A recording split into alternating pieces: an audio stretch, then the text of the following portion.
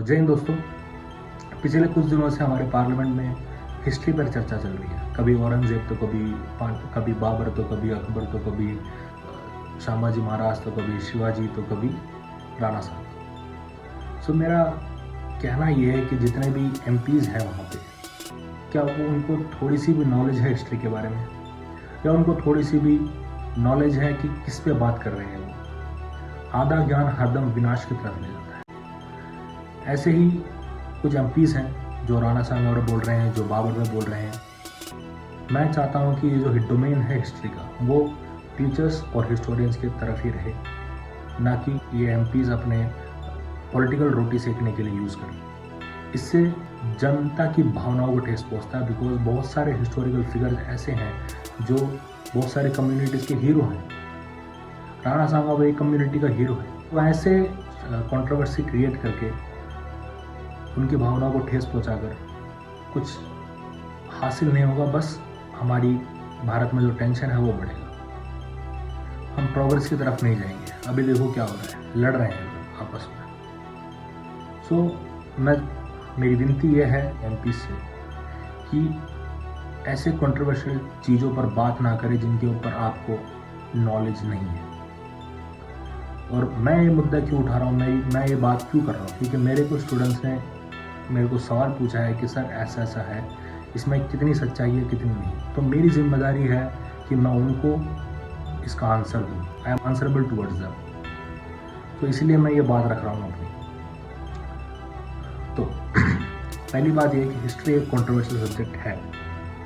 History पर बहुत सारे तर्क हैं, बहुत सारे हिस्टोरियंस के बहुत सारे तर्क हैं, और हम लोग बहुत सारे हिस्टोरियंस को पढ़ते हैं, उसमें से अपना तर्क निकालते हैं, जो अपना इंटरप्रिटेशन है वो निकालते हैं, और उसमें से एक पर्सपेक्टिव बनाकर हम बच्चों को पढ़ाते हैं। बच्चों को ये नहीं कि हम हमारा पर्सपेक्टिव बता रहे, नहीं, हम उनको सारे हिस्टोरियंस के ही पर्सपेक्टिव बताते हैं कि बच्चों को अपना इंटरप्रिटेशन क्या रहना चाहिए, वो बच्चों की आज़ादी है। तो रही बात कंट्रोवर्शियल चीज़ की, राणा सांगा ने बाबर को बुलाया है, उन्होंने जो एमपी है उन्होंने उनको ट्रेटर घोषित करा, उन्होंने उनको गद्दार घोषित करा। राष्ट्र के गद्दार है, राष्ट्रद्रोह। पहली बात तो ये कि उस टाइम राष्ट्र का कोई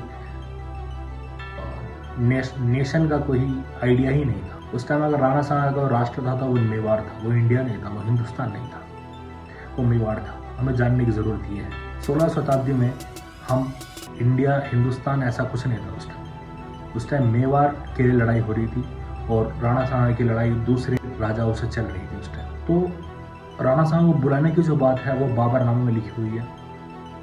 बाबर नाम में लिखा हुआ है कि राणा सांगा के जो एक दूत हैं वो उनके पास जाके उनको बुलाते हैं इब्राहिम लोदी के साथ फाइट करने को।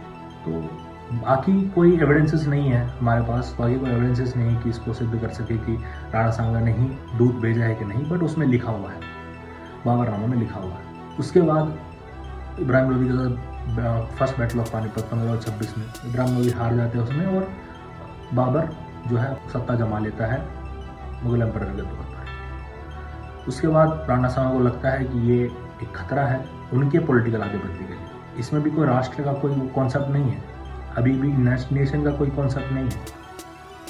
वो मेवाड़ की लड़ाई लड़ रहे थे, उन्होंने फिर खानवा की लड़ाई लड़ी 1527 में, और वो हार गए उसमें, और उनकी मौत हो गई उसके बाद। ये रही राणा सांगा की बात। और अब आते हैं दूसरी बात पर। कुछ कुमार विश्वास हो गए या फिर कोई एमपीज़ हो गए जिनका मैं नाम नहीं लेना चाहता, क्योंकि वो इतनी इंपॉर्टेंस मेरे लिए नहीं है। जो मेरा सब्जेक्ट है उसके ऊपर बात कर रहा हूँ मैं। उन्होंने बोला है कि मुगल्स, बाबर या फिर मुगल्स जो हैं वो फॉरेन इन्वेडर्स हैं, वो आक्रमणकारी हैं, वो विदेशी हैं। तो मैं ये कहना चाहता हूँ कि आप ये कैसे तय कर सकते हैं कि कौन विदेशी है कौन स्वदेशी है, क्योंकि उस वक्त तो ऑल ओवर द वर्ल्ड यही चल रहा था। जो बड़ी ताकतें हैं वो छोटी ताकतों पर हमला करके वहाँ पे आधिपत्य जमा रहे थे, या फिर कोई अच्छा प्रॉस्परस देश पे वो लोग हमला करके वहाँ पे सेटल हो रहे थे। यही तो चल रहा था। नॉर्वे में हुआ, नॉर्मेंडी में हुआ, अमेरिका में, उसके बाद हिंदुस्तान में ग्रीक्स आए थे पहले, उसके बाद कुषाण आए, हून आए, अरब आए, तुर्क आए, फिर मुगल आए। वो भी 1526 में आए थे ना। वो 1526 में बाबर आया, बाबर ने यहाँ अपना मुगल एम्पायर का स्थापना करी, उसके बाद हुमायूं के बाद अकबर तो पैदा ही नहीं हुए। सिटीजनशिप किसी को कैसे मिलता है हिंदुस्तान में? या तो बर्थ, तो अकबर का तो बर्थ प्लेस है ये, तो इस हिसाब से तो वो हिंदुस्तानी हुआ ना। पर रही बात अखंड भारत की, बाबर कहाँ से आया था? अफगानिस्तान से। अफगानिस्तान तो अखंड भारत का हिस्सा था, तो विदेशी कैसे हुआ उस हिसाब से? तो विदेशी स्वदेशी ये सब बातें फिजूल की हैं।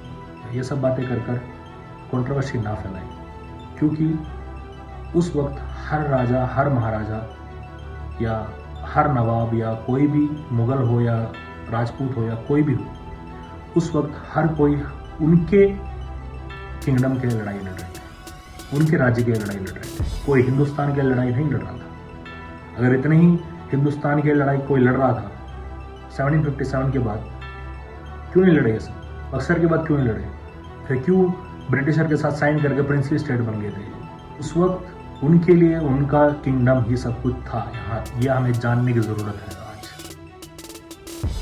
उसके बाद नेशनलिज्म का जो कॉन्सेप्ट आया वो उसके बाद आया है, 1857 के बाद आया है वो कॉन्सेप्ट, नेशनलिज्म का जो कॉन्सेप्ट है। तो एमपीज़ और एमएलए से मैं ये दरख्वास्त करता हूँ कि प्लीज़ ऐसी चीज़ों पर बात करके कंट्रोवर्सी ना फैलाएं, अच्छे मुद्दे पर बात करें। आप रिप्रेजेंटेटिव्स हैं, रिप्रेजेंटेटिव की तरह ही बिहेव करें। आप एक जनता को रिप्रेजेंट कर रहे हैं, आप उनके लिए काम कर रहे हैं वहाँ पे। आप उनको आपस में लड़वाओ मत। एक तो हमारे देश में हम बोलते हैं रूलिंग पार्टी या रूलिंग नेता या रूलिंग पीएम। हमें पहले तो ये साफ कर देना चाहिए कि वो सर्विंग पीएम है, सर्विंग एमएलएज हैं या एमपीज़ हैं या फिर सर्विंग पार्टी है। हम लोग हमारे लिए रिप्रेजेंटेटिव चुनते हैं, हमें सर्व करने के लिए रिप्रेजेंटेटिव चुनते हैं, ताकि हमें अच्छी पॉलिसीज़ मिल सके, हमें अच्छा एजुकेशन मिल सके, अच्छा हेल्थ केयर मिल सके, हम डेवलप हों, ना कि हम उनकी वजह से सड़कों पर लड़ें। इतिहास है, इतिहास की वजह से सड़कों पर लड़ने से कुछ नहीं होगा, वो बदला नहीं जाएगा, वो पास्ट है। उसकी वजह से फ्यूचर ख़राब नहीं करना चाहिए, उसकी वजह से हमारा प्रेजेंट ख़राब नहीं करना चाहिए। इतनी सी बात है। जय हिंद, जय भारत, इनकलाब जिंदाबाद।